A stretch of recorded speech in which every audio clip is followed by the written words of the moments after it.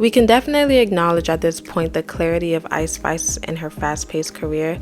Some people have questions on who, what, when, where, and why, and those are valid questions. And please, it's definitely not disguised as hating, because a lot of people love a good come up. I love a good come up, but it's rooted in the question marks everyone keeps asking. How is this possible? And it comes to the point where you question the rise and the immediate star power, and you're made to feel guilty of some sort for not really understanding their star power, which is weird.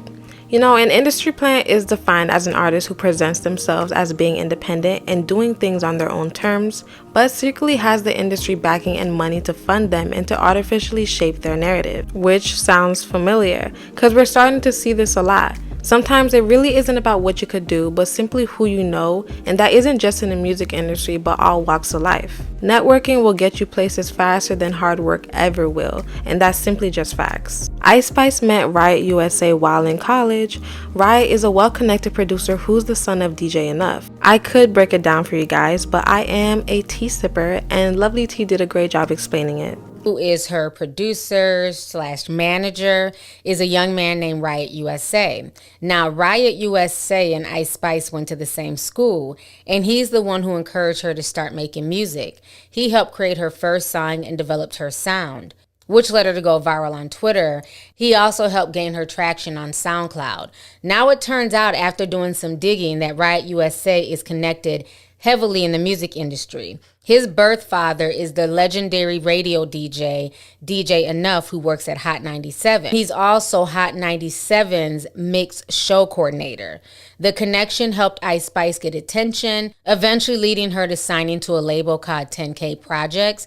Now, 10K Projects, that label is owned by Elliot Grange, and he's the son of Lucian Grange, who is the head of UMG, who is one of the most powerful men in the music industry. So it's very clear at this point that Ice Spice's success is not just due to the fact that she up and had a viral video, but rather a full marketing campaign from major record labels are behind her. Ice Spice has dropped her EP, and it had tracks that were really fun and catchy. She had success with her own personal songs and her features, including her feature with the Pink Panthers and Taylor Swift, which did seem like a big PR move. Taylor has collabed with big artists like Future, B.O.B., and Kendrick, whom are well-established artists. So how is it that she was able to collab with Taylor and transcend into that side of the music industry without even an album out? As an artist, it does benefit you more to have a diverse crowd of fans, and entering into the pop genre will excel your brand and develop a wider fan base. But from the type of artist that Ice Spice is, nothing beats the acceptance from the Barbs. Any rapper, male or female, would greatly benefit from a Nicki collab. We all know this.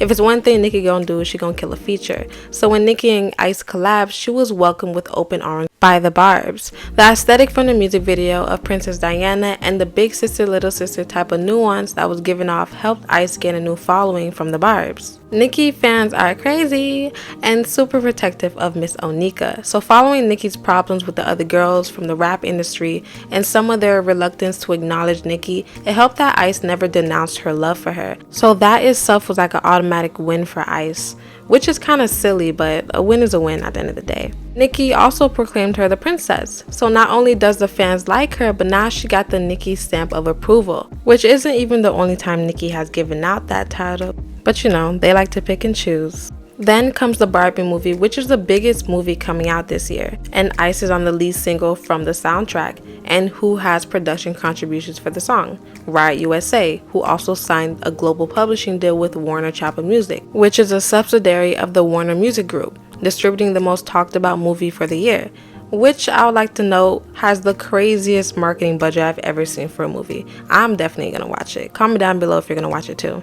One thing I will say is that we can't give her connections all the credit, because Ice is very smart herself. Ice is playing into something that a lot of people have kind of forgotten about, which is the art of a signature look. When it comes to being famous, especially as a female, you have to be different, and that can play into everything. Nobody wants to be looking at the same thing when there's so many people doing what you do. You have to be distinct in appearance, and that's what Ice has grasped. That little piece of the association factor. So when we think about Beyonce, she has rocked that honey blonde hair as her signature look since Destiny Child, which was about like 20 years ago. So now when you see honey blonde hair or bundles, you automatically associate that with Beyonce. Same thing with Nicki when she first debuted. She was going crazy with the bangs and the pink wigs. She was channeling the Barbie rap girl and associated everything she was doing with pink, from the Pink album cover, her tour looks, her verses. People were literally dressing up as Nicki Minaj for Halloween. And what were they wearing?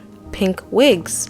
And that doesn't only apply for rap, it could also be for influencers too. When Kim Kardashian was on the rise, she kept up every appearance with the middle part bust down with the bombshell curls. A hairstyle as old as time became an association with Kim K's look. So when you see it, you think to yourself, oh, that's a style that so-and-so is always doing. So what Ice is doing is different from the constant lace fronts that we're used to. So the ginger baby bot fro she wears has become the staple in association for her as an artist. And when she ditches the ginger puff, she goes for the ginger color. It all goes hand in hand for your brand. It's okay for a female artist or anybody to switch things up, but you have to remain consistent somewhere from time to time. So when she was invited to Kim K's house, she looks like the usual Ice Spice. Then Lil Northy dresses up as Ice Spice for TikTok. What is she wearing? She ain't wearing no 613 lace front. She has the little Orphan Annie fro in the color ginger. The branding for her look is really ingrained to us as the audience. One thing we can recognize for her as an artist is that she isn't that good of an artist. She's very decent, and that isn't shade or anything, it's just honesty.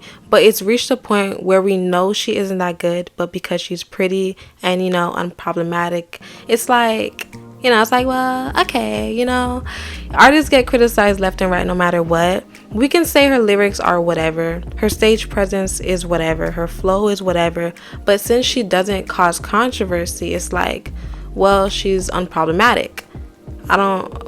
Okay, I guess that's normal. That's the thing, it's normal. It's very normal to be unproblematic. Mona Leo's unproblematic. Tink is unproblematic. Tinashe, Lizzo, even after that basketball game fiasco, she doesn't cause any problems. That's not supposed to be a pat on the back. But the fact that she's so new and we don't know much about her, it also plays into the mysterious factor that surrounds her. She has likability because she seems nice. And I'm sure she is very nice, and I think that works for her. Above all, even though we low-key see everything that's taking place, she is very marketable and the people are accepting. And the way she is being marketed, not just from social media users, but the ones who create the articles on artists in the music industry, are boosting her star power to the point it's believable. There isn't any real criticism going on for her. She is stapled as the people's princess and the hip-hop royalty without any real projects being released. We have seen quote-unquote industry plans, but nothing to this nature where an artist doesn't actually have any actual projects to go by. She has one EP and that's it, but was able to amass superstardom in a year. I actually watched a video where someone said that they believe since hip-hop became the #1 genre, there's been a push to kind of start dwindling the image and the artistry of hip-hop. And seeing Ice Spice's rise, I am very happy for her. Everyone deserves to win. But it kind of sparked the question, is this a test? Is this genuinely a test or something? Because we saw it with Cardi B, and I like Cardi by the way, but we saw it with her, and now we see it with Ice. What Ice has been able to do is beyond. The narrative and titles that's been thrown to someone that's only ever dropped an EP and came out last year is very interesting. So are they testing us to see how much we'll actually accept? Because if you think about it, when it comes to actual black females in the industry, the numbers looking real mixed. We could throw out artists left and right, go support, but we gotta be serious right now. If they are not getting a proper push, if they aren't getting the billboards, if they're not getting the placements on the Spotify playlist, if they're not getting promotion on social media or anywhere else or any extra interviews, if they're not being pushed online for us to constantly see and view, if they're not getting talked about, how is the people supposed to genuinely support them? We could go our way to support them individually, but nothing will beat a label push that's genuinely putting money into you and making you the it factor. So what if they push somebody so hard that we just accept it so easily without genuine question? Is that going to be the new image for females in hip hop? Because if it was this easy, what's going to be in the next 5 years? I've seen complaints online about the music, so if it's this bad now, and this is our next generation of artists, will hip hop still be the #1 genre? That's just a simple thought I had today, guys. Well, regardless if she's a plant or not, it's working. And that concludes today's video. Let me know what you guys think down below and make sure you like and subscribe. Toodles!